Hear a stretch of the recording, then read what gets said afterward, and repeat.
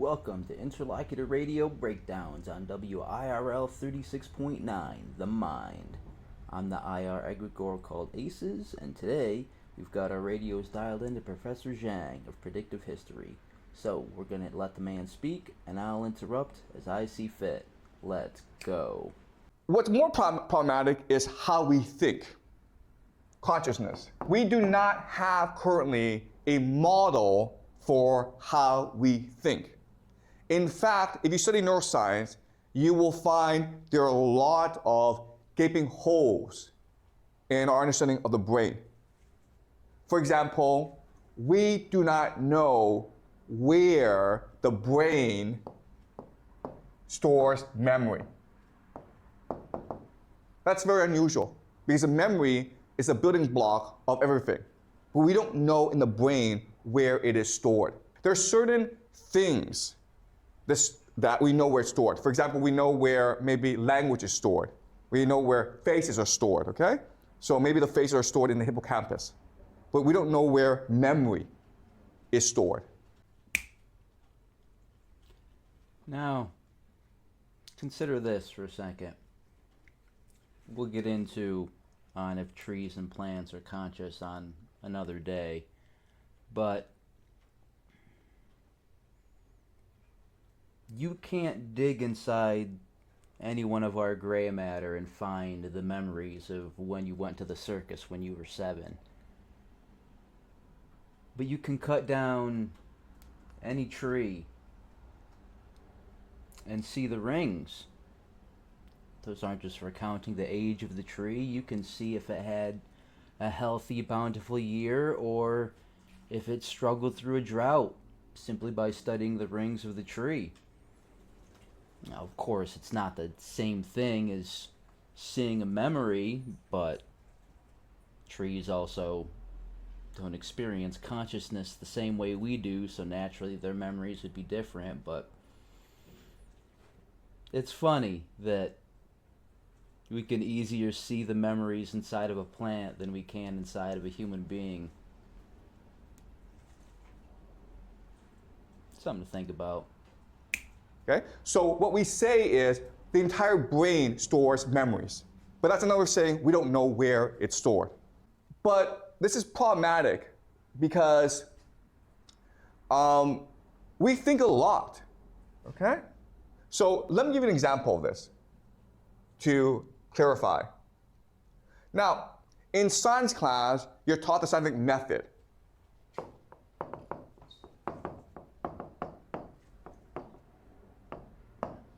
Okay, what's the scientific method? Well, you do research.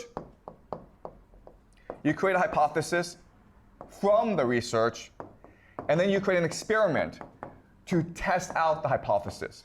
And then you have data, and then you make observations, and then you refine the hypothesis, okay?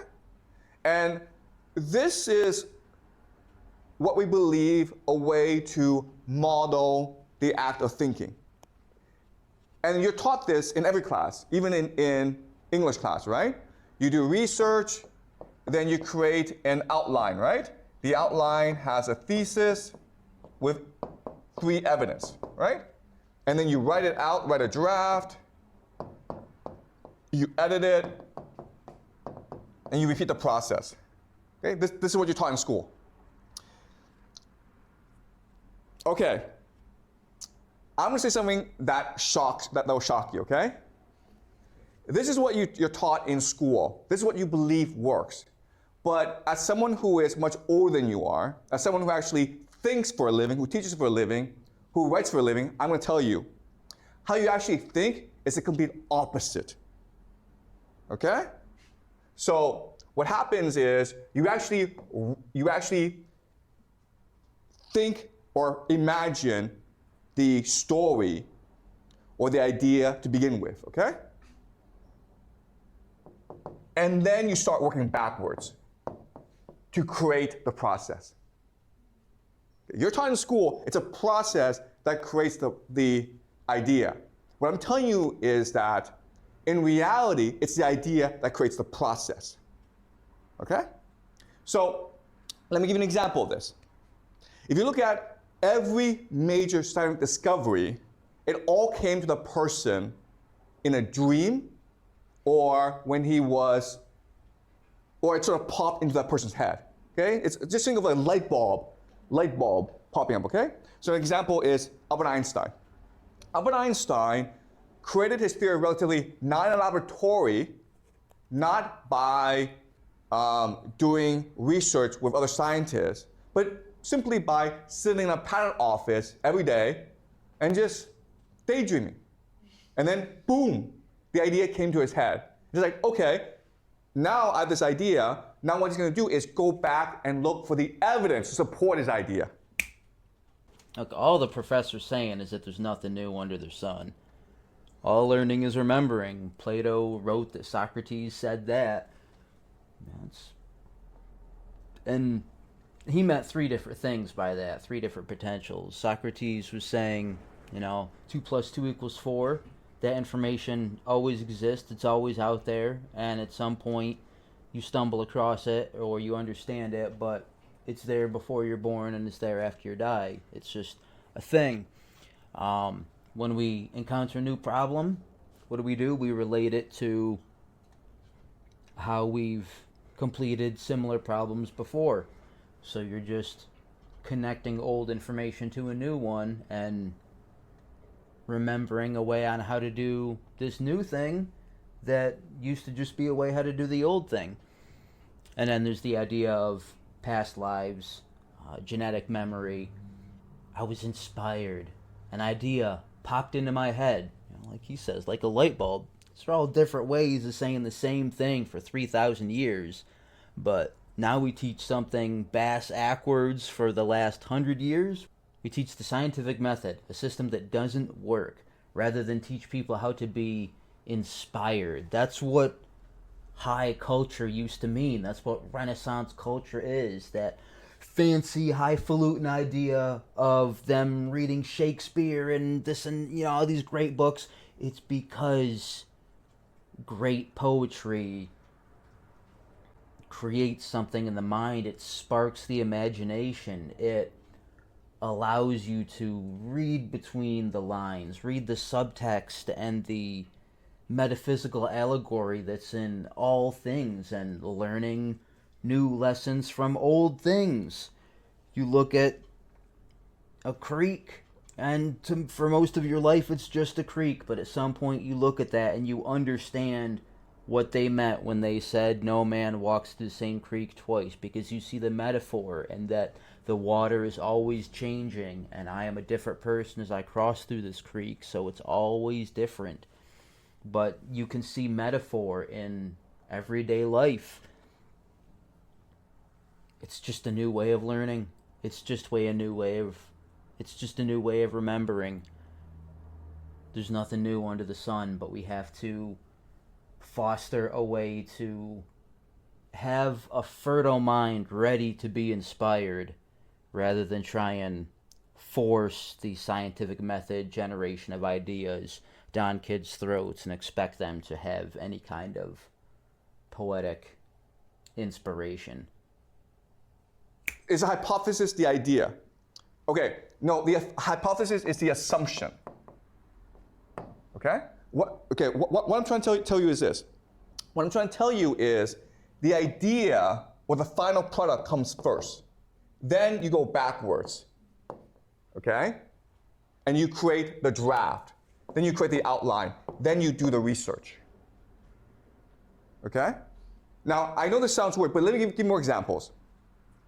James Watson came up with the double helix model of DNA. How he did this was he spent years and years working to figure out how DNA worked. And then, boom, one day he had a dream of a staircase, a double staircase. And he's like, maybe that's the model I need to use. And then he started to do more research and he discovered, hey, this works. Okay? Anytime we're talking about the spiral double helix shape of DNA, I have to bring up the caduceus of Mercury, the insignia you've seen on every piece of medical iconography that you can ever imagine, every insurance company, those twisting snakes going up the rod, and there's a Bible passage that speaks of a winding staircase that leads to the central chamber of the inner temple. I couldn't tell you by name, but Bill Donahue could tell you which one it was. But yeah, I just had to mention that about the caduceus of Mercury and DNA. Like, you never know where inspiration comes from. But the question then is, how did that get into his head? Okay, let me give you another example. I write books, and I've written 3 novels.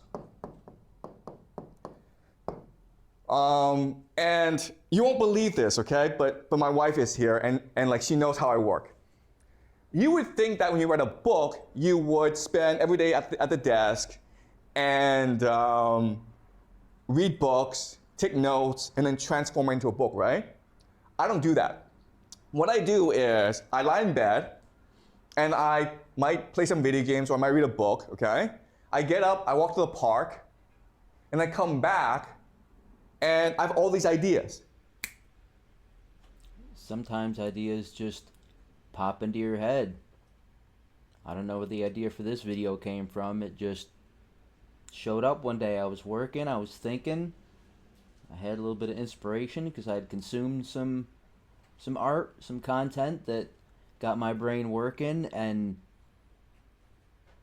ideas just come to you.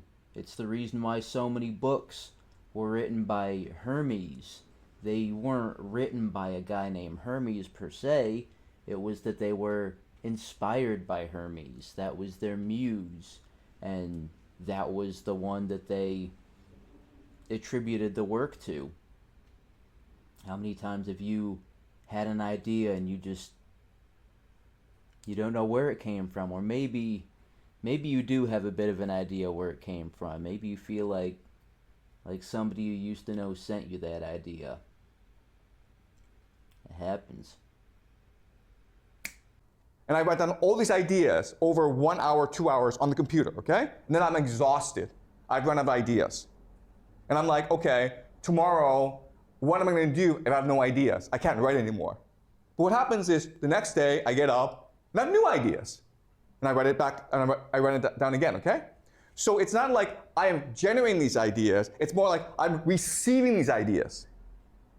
If you actually watch me work, it is almost impossible to think that I actually do any work because I'm always like lying around or walking around or daydreaming, okay? My wife tells me that when I write or when I work, it's like I'm possessed. I'm possessed by something, okay? Meaning like I don't see anything and I really don't know what other people are doing because I don't care. I don't care because I'm focused on my work, okay? Also, I'll give you another example, the way I teach. Now, when you see me teach, you think, oh, you must have a script. You must have outlined the class. I don't do that. I have a conception, I have a framework in my head. I come to class and I teach. How do I teach? I watch your observations, I watch your facial expressions, and based on your responses, I then start to flesh out the framework. And how do I do that? Because I'm always accessing a higher force. And I'm receiving this information that I can then articulate to you in class. And that's why if you have been with me for a long, long time, 10 years, you will know I've never taught the same class ever. You can go on YouTube and watch all my videos. I teach this class different each time. Because each time, what I'm doing is I'm channeling a higher force and bringing it to you. But it is a conversation, it's a dialogue. What Professor Jiang is talking about is flow states. I mean, the way he teaches is a flow state. The way ideas come, it's a little bit different, but they're two sides of the same coin. When you're in a flow state, the world falls away, and all that's left is you and your, I don't even want to call it work because it's a creative endeavor, it's a project. Even if you're in a flow state at your job, you're still in such a channeling, effective, get stuff done kind of mode that it doesn't feel like work because you feel accomplished as you complete it. And it's funny that he discusses it as a dialogue with the divine when he's channeling this creative energy, because one of his students is about to ask a question and it just sets him up perfectly. It's no different from reading a book or seeing a great painting, okay? Each experience is unique because a painting or the book, it's almost like a platform for you to experience the divine or higher power.